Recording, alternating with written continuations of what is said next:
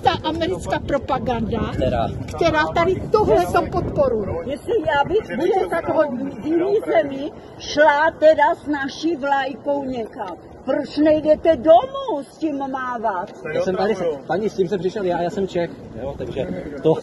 Ne, my tady... No to se máš s čím chlubit teda, že Čech přišel tady s touhle hnusnou vlajkou. Tak protože vyjadřuju podporu zemi, která je napadená celý vojenské. Ale ti do prdele, člověče. Ty se nebojíš chodit tady, co ty víš, ty smrkáči jeden. Jaká napadená. Pane Bože, ty nevidíš, tady to posloucháš to vůbec? Ty se zamiloval do Ukrajinky, tak chodíš s vlajkou? Prosím. Cože? Cože? Koho miluješ? Koho miluješ? Koho miluješ? Ty vole, jdi do prdele. Paní...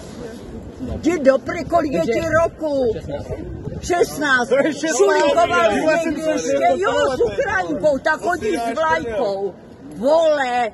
Ne, já nemám ukrajinskou vlajku, protože vyjadřuju podporu zemi. Protože co vyjadřuješ? A to seš Čech, tak se kurva odstěhuj na Ukrajinu. A proč nehodíš? Neskoušej to tady. Zelenskýho a jeho rodinu. Co vůbec děláte? Hej! Nemůžeš tak chovat. Ale jsi judo? Poletíš tam 2 metry. Já dělám judo.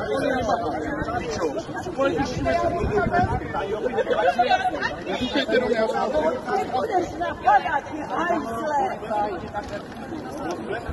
Jako co si myslí, a jdou s tou vlajkou do prdele. Kurvě.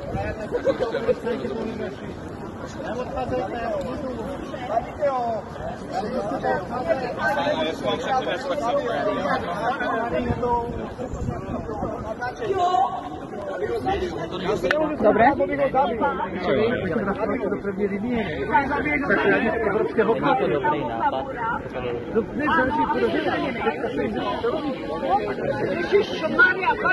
Ani to nevíš, ty vody vyhlásit. Ten kontrakt. To budou já se to vezmu a budu sedět.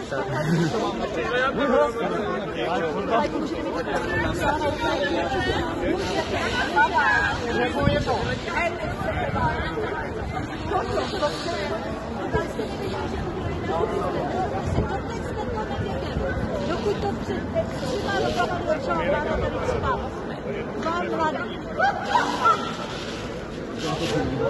Ne, nedržíš do obráceně.